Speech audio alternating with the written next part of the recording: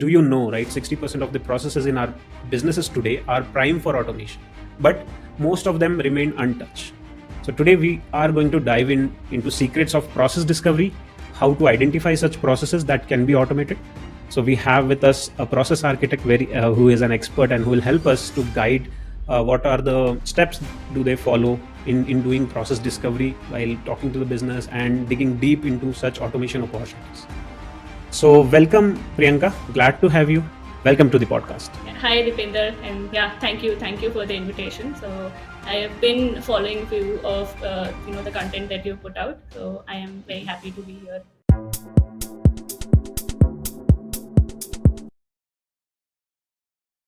Could you please just briefly introduce yourself, your journey, how you got into this space? So yes, you already know I am Priyanka, and I have been in the automation space for about 8 years now.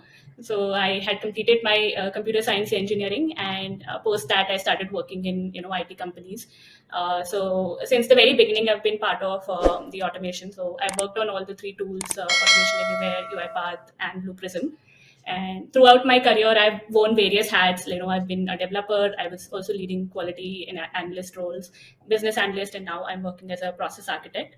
So I know, you must have a list of questions for me to ask. So I'll save up a little bit for the end. But yeah, that's my brief introduction. Cool. Thanks for a quick introduction. You said you started as a RPA developer and then you moved into business analyst role, right? So what made you decide to pursue your career apart? Like you switch your role basically from a developer to analyst. So it did not happen, over like in a day or something. So it was also somewhat circumstantial. So initially, when you join IT, you're very inclined towards development, and you want to take up development opportunities. So that's where I started too. So I was trained, and then I did my certification also in RPA Blue Prism as a developer. But I think the projects that I was associated with, at some point it required me to take up different roles, because of XYZ reason. So I was put into two roles of leading quality and analysis. So we're working on multiple projects with multiple developers and multiple stakeholders. So I was that one person who was handling almost 3 to 4 projects at a time at that point of time, making sure that I'm just basically liaison between the technical and the functional team. So that's how it started, because I was very early on in my career. So I was quickly able to adapt to that role. And once I started doing that job, then obviously it opened up door for me, to take up business analysis work, wherein I was helping the senior folks to document the process design document, and to be part of these initial workshops that happen where they try to understand the process. So it happened, slowly. Like once I was attached to a project, slowly I was given up, these kind of responsibilities, because I think somewhere my natural talent also were more inclined towards it. So I was, given those opportunities. And that's how I pivoted towards the business analyst role. I would say the biggest thing would be that my interest, because I was more interested towards those things. I was, actively involved in doing those activities, taking more work than, what I was doing. So that opened up doors for me to take up, business analysis roles. So it was your interest and your inclination towards this role, and that's why you aspire to be dealing with business stakeholders and getting getting to know how you can solve a problem by identifying those processes candidates for automation. Cool. So I got to know that currently you're working as a process architect. So the next question our audience would also like to know about this, right? What are the key differences between a business analyst and a process architect, and in context of automation? Yeah. So honestly speaking, I was also not aware of a process architect role until I saw one. So within RPA, I've known there is developer, there's business analyst, you have your leads and everything. So a process architect role I stumbled upon when I was looking out for jobs. But based on my experience, I can tell you, so because I've worked as a business analyst and right now I'm working as a process architect. So a process architect, I would say the business analysis role is a subset. Okay, so you are doing that job of what a business analyst do, as well as you also have you have the job to basically understand the process and architect it, standardize it before you take it up for an automation, right? It's your responsibility that you understand end-to-end scope of that project, not the one that you're just automating, but overall where does it fit into the business, and then also architect the process. Like if suppose you need to do certain standardization for it to be automated, right? So you work with with the business or with other technical teams apart from automations as well to standardize it first before you even take it to the route of a project delivery life cycle in RPA. Whereas within the three companies that I've worked in, the business analysis role has been mostly from the design side. Like I start my job as a business analyst once these processes are finalized, and I start where the process design documentation is required, or I'm taking care of the project delivery life cycle. So this is the major difference that I have personally seen within both the jobs that I have been doing. So process architect requires more skill set in terms of standardizing and architecting the process and seeing what technologies would fit in. Right, it doesn't have to be RPA, but it could be other technologies as well. But you have to do that analysis first. Yeah, totally agree with that. When it comes to a process architect, it is more deep diving as compared to a business analyst. Is that the case? No, I would say there are differences in terms of the starting of the project. Like I think in a lot of teams where RPAs, they also have BPM teams, right? BPA teams, where this process of identifying the use case and sort of streamlining it before it can be handed over to automation is done by a different team. Like I have seen that in my experiences, it's done by a different team. Then you have certain processes that have come out of that bucket for RPA. And that's where like the business analysts come into picture. They try to understand what that process is and how do we make it fit for automation. Process architect's role here is to understand the end-to-end process, not just the process that is in scope for automation, but like end-to-end, and see how can it be sort of streamlined. What is it that I need to change in the current process for it to be optimal for an automation, and also recommend, right, if suppose something is not recommended for automation, if it is better, you can do it through an SAP integration or whatever ERP tool that you're using, you'll probably divert it to that team. So I can give you an example, like a lot of processes you may require first standardization in terms of say right now they're using email methodologies to to get their process done. So if suppose in your organization they have any CRM tools that they use, so we try to identify and push them to that direction that you should probably first onboard your process into the CRM tool, and maybe then it probably could be a better fit for an automation. So stuff like that is what they look like, tiny differences, but yeah, that has been my experience. It gives you more scope to learn about the process and how do you architect the solution. Thanks for sharing those insights. So now you are playing a role of a process architect in your current organization. So what a typical day in a life of a process architect looks like? Basically, it depend on the day to day, because you have different things going on. Because as a process architect, you handle multiple projects. You're not just tied to one project, but there are multiple projects, and at a different stage of a project life cycle. Like you could be part of one project which is currently under development, and you're supporting the developer in terms of the ongoing activities, or you could be part of a discovery life cycle where you are having ongoing conversation with businesses about their processes and understanding. But if I have to like generalize it, it would be like first of all, my day is mostly with the technical teams. So if I am working with a developer on a use case, or if I'm working on finding the solution design, so it's usually I'm talking with the technical team, like developer, technical architect, the service delivery leads. So first of all, the day goes there. Then second half of mid, I would say, is mostly goes into doing analysis sort of work or documentation sort of work. Basically, if I'm doing a discovery or assessment of a process, so mid of the day, I think I focus on those activities where I am doing analysis, understanding the processes, or going through the recordings of what we have documented, preparing the documentations, proposals, a lot of things like that. And last of the day, because I work out of India, mostly I have meetings, and most of those meetings are with stakeholders, the businesses that you work with, the businesses whom with you are doing either discovery, or if there is an ongoing use case, what are the current updates, what is going on with that project. Okay. As you said, you are working on multiple projects. So you have been involved in a lot of automation projects, right? So what's the most surprising thing you have discovered when analyzing a business process? That's a tough one, but I think it's important that you have your requirement finalized before you actually work on a project or have approvals, be it small or big. Because I feel there's no requirement which is small or big. Okay, yes, the efforts can be big or small. Like you could take 2 days to do something, or you could take 1 week to do something, right? But it's very, very important, especially if you're working as a process architect, right? It's very important that you have those things before you start your project delivery life cycle. Like if you are starting your development, it's very important that your requirements are final. Even if it's the smallest requirement, it's important that it is final and it is approved. And in my like initial stages of my career, I think I faced some or other issues where small things have come back to bite us, and have sort of derailed the project timelines, right? Because when you work with so many stakeholders, then just even for a small requirement, then doing a back and forth or check with developer, then going talking to the business, ensuring you are getting the approval, it takes away your time. So definitely feel that it's very, very important, be it small or big, you ensure that your requirements are finalized, approved on whatever documentation tool that you're using before you head on to the path of development.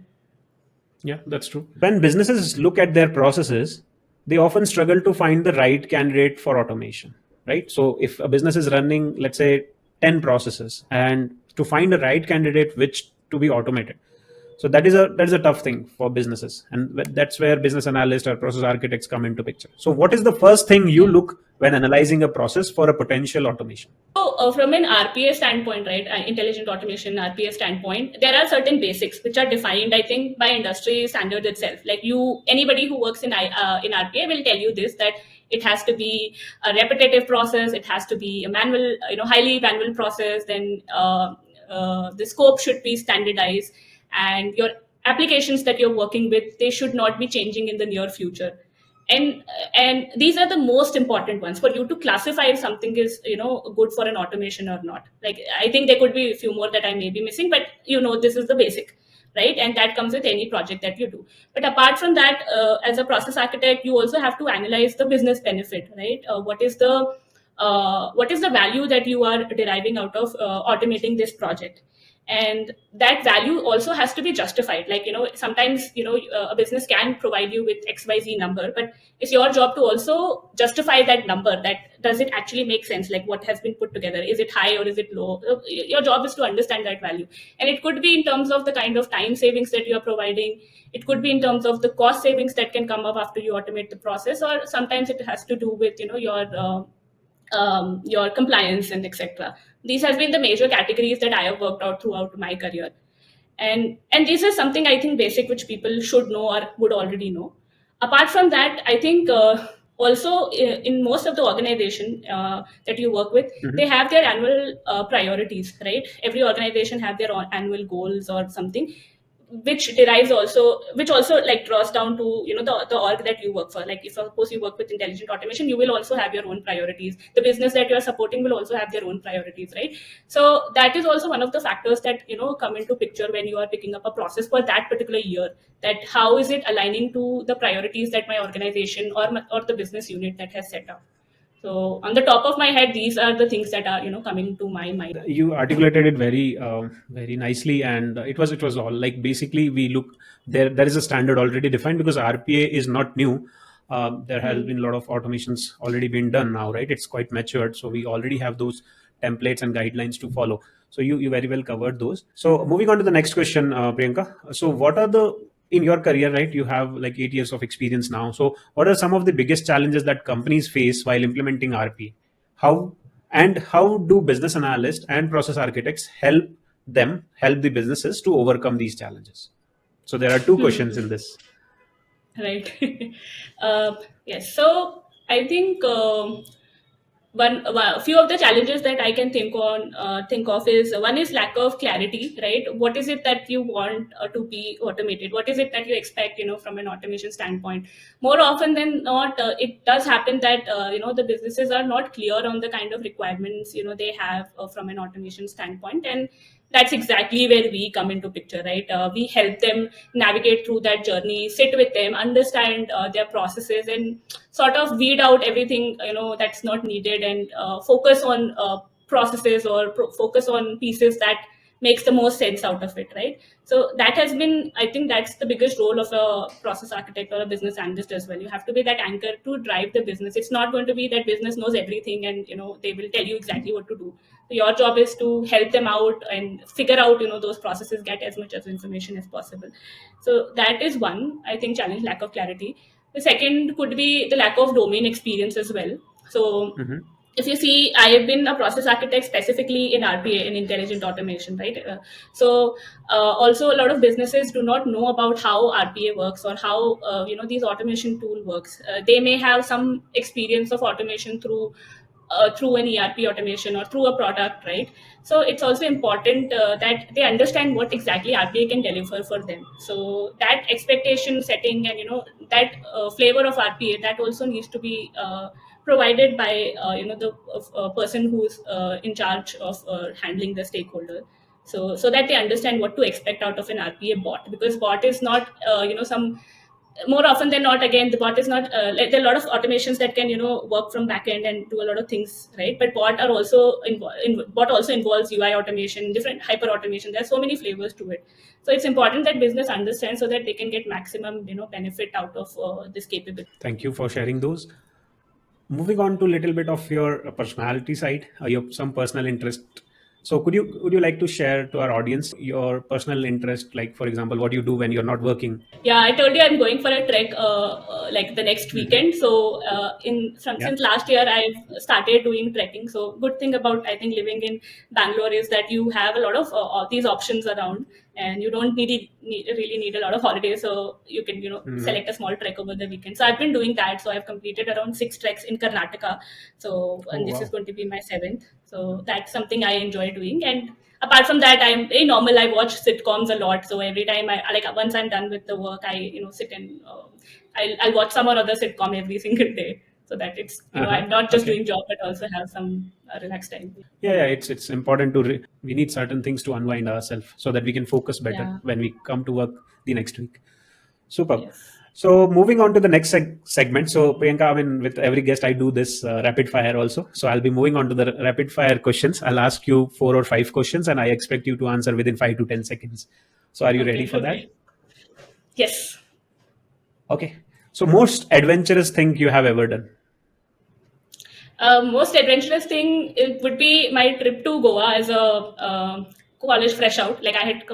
completed my college, and I went to Goa because I would say adventurous because we had very less money at that point of time, and Okay. Hmm. we did all those travel and all that all by ourselves. So I think that is Hmm. adventurous, because now after having money and all of that, you plan and you do so many things. But that was a Hmm. spontaneous Hmm. trip without planning and everything. So that was adventurous. Okay. Cool. Most underrated skill for a business analyst? Most underrated skill, I would say listening, because I think that is something that I do the best. A lot of time, instead of like jumping onto the questions, I try to understand end to end what people are trying to speak, and then Mhm. like form my opinion. So I think it's important that you have that skill set. So being a good listener is a key to success for a process I architect think role. so. Okay. Yes, Awesome. definitely. So biggest myth about automation that you would love to bust? Yeah. Again, I may have a very common answer, but the biggest myth is that automation is going to take away people's job. I think that's like Mm. that has been the biggest myth since the time I have joined. So Yeah. obviously, with the kind of landscape we have, there's so much opportunity for people to do, better work, or work that requires, high Mhm. cognitive ability. So I think most of the automation projects that I've been part of has been mainly focused towards that. How is it going to improve, the processes that people work Mhm. on? How is it going to bring more value to that organization? But not about like cutting Yeah. jobs. So Yeah, it is going to transform jobs, but not really kill jobs. yeah, that's a good word. Yes, yes, Yeah. exactly. So one word to describe the describe future of automation. Actually, you use that word, it is transformative, because I think Mhm. since the time we've been part of this RPA journey, we have seen that transformation and how it has adapted to the newest technology, newest now being the artificial intelligence and machine learning, right? So with automation, again, it's again not a capability just for AI, but it is something that encapsulate everything. You have your legacy applications, you have your these AI ML technologies, and you have your whatever other applications. So it's sort of like is a platform which combines everything and creates a process that is going to be the most helpful for the business. So and as we are growing, we are seeing so many new things coming up in the automation industry, like your document extraction, your Gen AI capabilities, which are enhancing our bot's capabilities and improve and increasing the scope of work that a bot can do. Like earlier, it was only restricted to manual and rule-based things, but now with all these capabilities, we have options to also work with unstructured data. We have options to work with PDFs and whatnot. So it has always been a transformative industry, I would say, and it is on that journey. Yeah, agree to that. With that, it ends up our rapid fire section, and I'll be moving to the last section here, where we are going to talk about the skills, tools needed to success in this process automation and business analyst kind of a role, and some advice for freshers and some people who want to transition into this role. Okay, so I'll start with first. What skills and tools are essential that you think to become a successful into this role?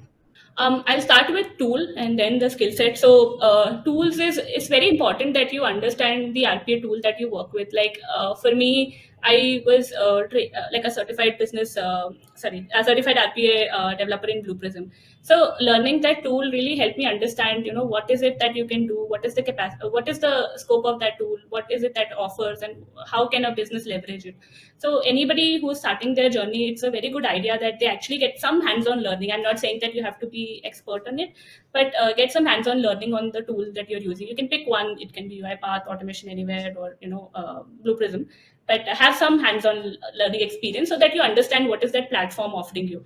And second thing is day-to-day life tools you need to have experience in some process mapping tool. So it could be Visio, it could be Miro, there's IBM Blueworks Live. So a lot of process flows that you would have to work on.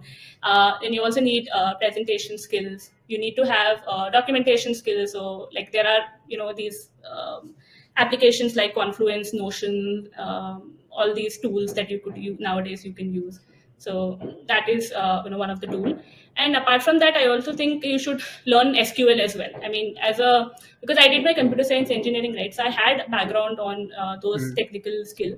So Yeah. as somebody who's trying to be in a role which is going to be between is going to be techno-functional, between technical and functional. So it's good to also have some understanding of SQL, I think. So that is tools.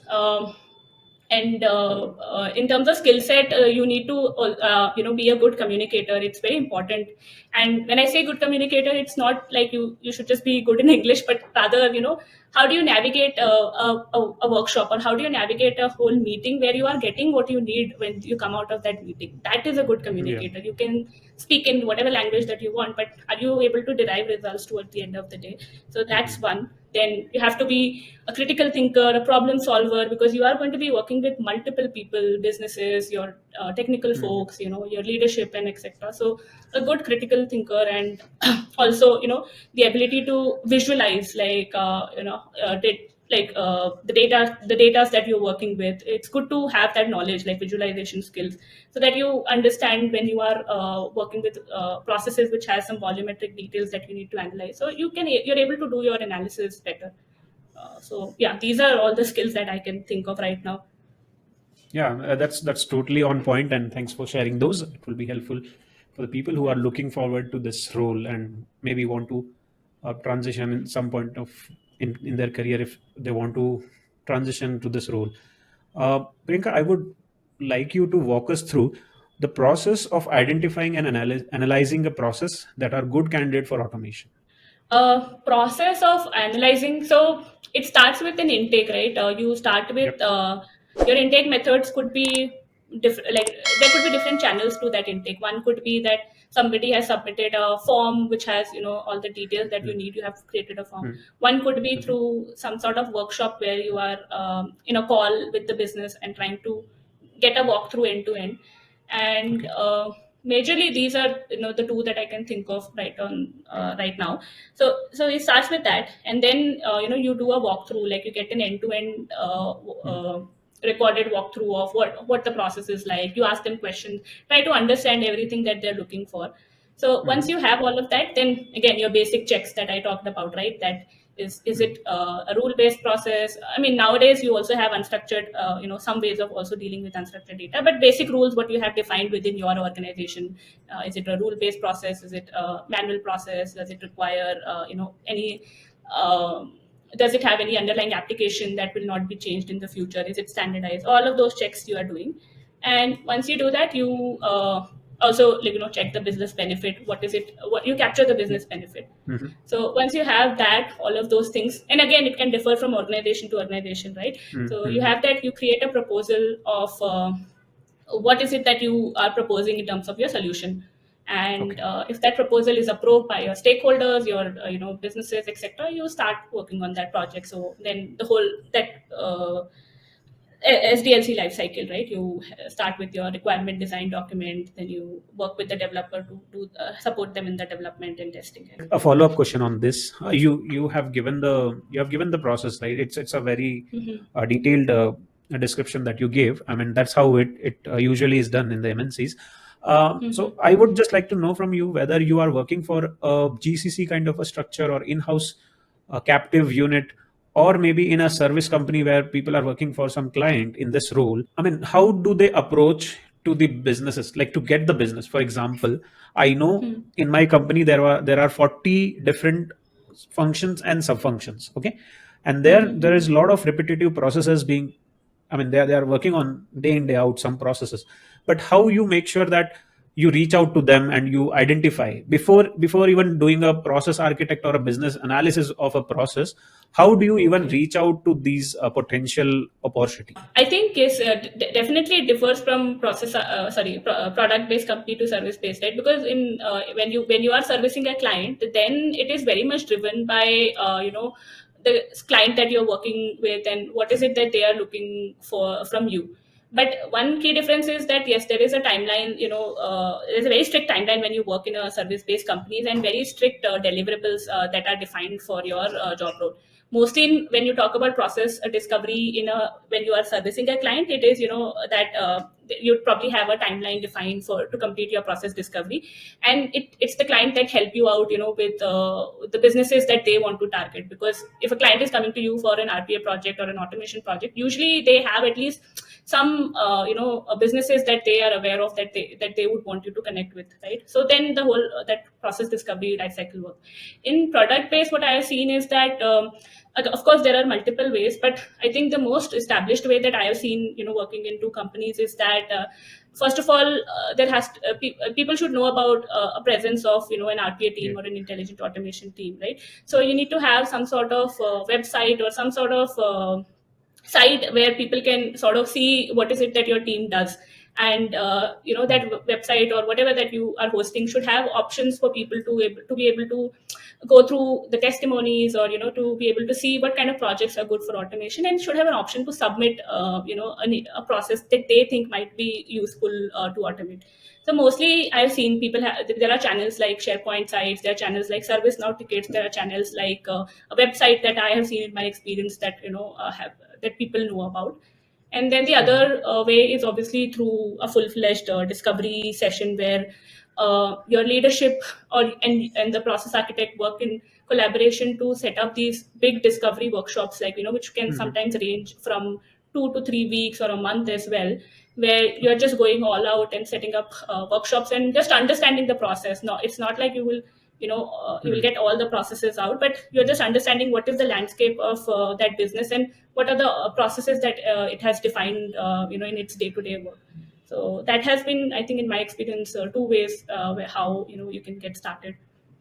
That's really great. Thanks for sharing Yeah. those, and it would really benefit to the listeners. So, majority of the time, people are not aware, right? Who specifically those who wish to transition into this role. So the live hands-on experience, they don't have it, right? So it would be beneficial for them.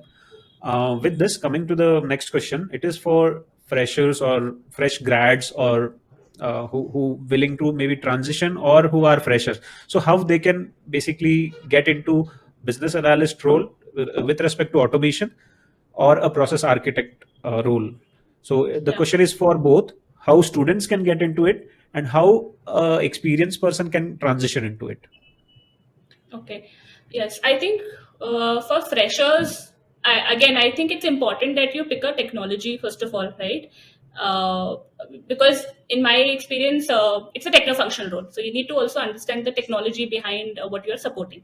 So I think if you're a fresher or a student, So you should really learn about that particular technology and try to understand how the tools and what is the landscape of that technology, and then pivot towards aiming for this role. Okay, so for this role, I think as a fresher, what can be helpful is if they can do some case studies where they sort of understand what the problem is, and trying to come up with a roadmap for how they are going to solve that problem. Like for example, I did a CBAP certification, uh, and towards the end of that certification, I had to do two projects. And in that two projects, I had to pick up a scenario, and then I had to lay down all the roadmap, like how will I solve this problem, from starting from documenting the functional requirement, then who are going to be the stakeholders, etc., etc. So that project really helped me understanding how this whole thing works. So I would say if you're a fresher, definitely, maybe if I just have to jot it down, two things. So then understand the technology and do case studies or do a CBAP certifications that can prepare you in advance when you come to the real world. Yeah, that's a good piece of advice. And for people who looking to transition, let's say from a development role or from any other like non RPA kind of a Yeah. technology. Yes, I think even there the certifications would help. I mean, it doesn't have to be a certified certification, but definitely a course, where you actually get a flavor to doing these tasks. Like I think idea is that hands-on learning, is the best way to get onto something. So True. if you do course or a certificate where you're actually doing the project yourself, like not just doing it for the sake of completion, so that will definitely help you. And the other way around is to take up these responsibilities beyond the roles that you're doing. Like you are a developer, right, but you are interested in being a business analyst. So you can't, like, you can just leave everything and take up the new role. So probably start small, take participate in ongoing initiatives where you can contribute a little bit, and slowly I think that it will help you to understand how things are working, and then maybe you can reach out to your leadership and have that conversation with your managers. So but yeah, Sure. get a hands-on learning, definitely. Yeah, and yeah, if you're discussing on a podcast and if we don't talk about AI, then it's a crime these days. So my Yeah. my last question probably to you. So in your area, in business analyst area, or in your role as a process architect, in process discovery, do you have certain AI tools, or do you use those? Like recently, Automation Anywhere has also launched one autopilot. UiPath has their own autopilot. So have you, or process discovery, have you used those tools? And if you have used, what is your experience? Are we there yet? Yeah. Honestly, I have not used it Okay. so far, but I mean, I think I am still using AI, to get a lot of things done in my job. Like it is not specifically through the RPA platforms that we support, but even in my day-to-day job, with AI, there's so much that it helps me out with. So if you have some sort of licenses within your organization where you can actually leverage AI, then it helps you, Yep. summarize the kind of things that you're working on. Because as a BA and a process architect, you work on a lot of documentation, you work on a lot of proposals, and a lot of things where you require to present to people. So it definitely helps you. All the tools out there. Again, if your enterprise has allowed it, and if it is Yeah. okay to use those tools, then it definitely helps you in your day-to-day activities, and you are able to present your use case better, or you're able to communicate better, you're able to summarize Yeah. things better, and it shortens the time that you put in. Other than that, I Sure. Sure. think there is Celonis. I think that is something that is Hmm. also something making talks within the industry, which is also for the process discovery. So I Yep. have heard of that. Like I think even in my previous organization, I did not work Hmm. on it directly, but then there was a team that was working with Celonis to do the process discovery end to end. So that is something that I am interested in, definitely in That's learning. cool. And yeah, thanks for sharing those insights as well. Thanks for being on this podcast. Overall, it's clear that if you want to automate, just don't directly jump on the tech, like what technology I'll use. I mean, what components I will use. It should be, people think that way, right? If they are presented with Hmm. some use case, they will directly jump onto, I'll solve this using this and that. So Yeah. I mean, talking to you, it is like a role is very important. We should first standardize the process, then streamline it, and then fix a boundary, right? What we are going to cover as part of this requirement, we should freeze that, and then only we'll start looking at the solutioning piece of it. Yeah, definitely. And even I think it's very good that even if developers and technical folks also understand the business why and how and Yeah. what. So Mhm. it also helps them expand that knowledge. And I think a lot of developers that I work with, they put in that effort to actually understand the process beyond what they are developing as well. Mhm. So it is always going to be helpful because you may not be working with the same business domain every time. So it will help you expand how these businesses work, how this particular finance team work, or Yep. XYZ team works. Yeah, superb. So, guys, if you have enjoyed today's session, don't forget to hit the subscribe button. Thanks a lot, Priyanka, for your time. And it was really wonderful talking to you. And I also got to know a few things from a process architect point of view. So, thanks a lot. Thank you. Thanks, Dipender, for having me here. And I know you've been putting a lot of work to, put out the content for the community. So please keep doing that. And yeah, thanks. Yeah.